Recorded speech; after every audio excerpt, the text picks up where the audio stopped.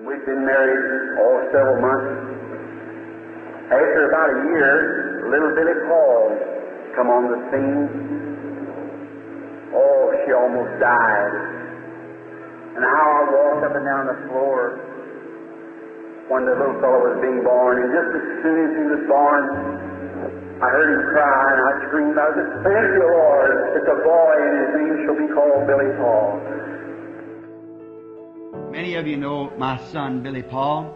His mother died when he was just a little baby. And I packed him around, and nighttime we couldn't afford enough coal to keep fire, so I'd have put his bottle under my shoulders like this and keep it warm for him at nighttime. When he'd wake up crying for his mother, I'd put the bottle in his mouth.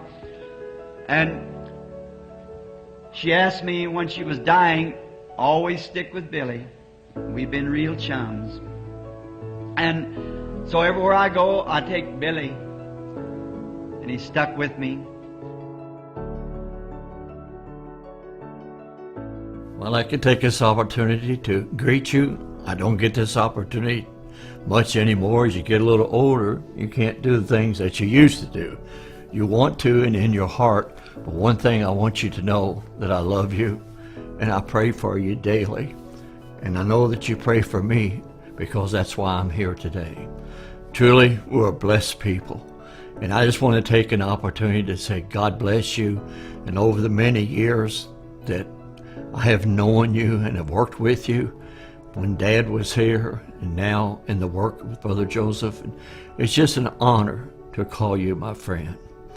And you know, there's words you can't say, but I just trust that this little greeting will be a blessing to you, just to say I love you and that you can feel it from your heart.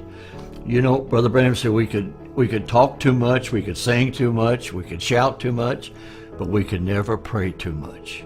And each day, Brother Branham told me, he said, when you come in the office, Billy, he said, I want you to do my mail. And I said, Daddy, I don't even know how to turn on the typewriter. He says, the Lord will be with you. He said, he told me he wanted you to do that for me. And I said, okay.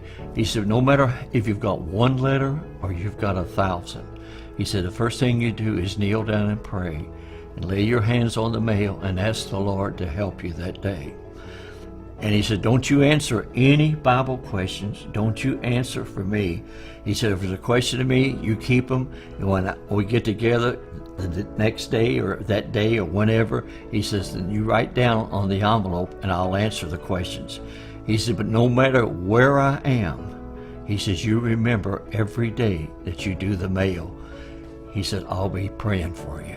And he says, and God will be there with you. And he says, don't process the mail. He said, just open one letter at a time and just think like you only have one letter to answer. And he says, and then when you're through with that, he says, discard it and then get another one. And that's what I've been doing for the last 60 years. And it's been a great honor. And I know I'm getting older now. I'm not an old man, but I know I'm getting up there. And soon I've got to go and be what we've all been waiting for, and I believe that hour is so close at hand. But I just wanted an opportunity to say I love you, and I thank you for your love to me, your stand for this word. And you know, Brother Billy, I'm just talking to you from my heart. I believe this is a one-man message. It's a perfect message. There's no mistakes. There's many voices, but for me and my house, we only follow one voice, and that's the voice of God to us in this day. It's perfect. It needs no interpretation. It interprets itself.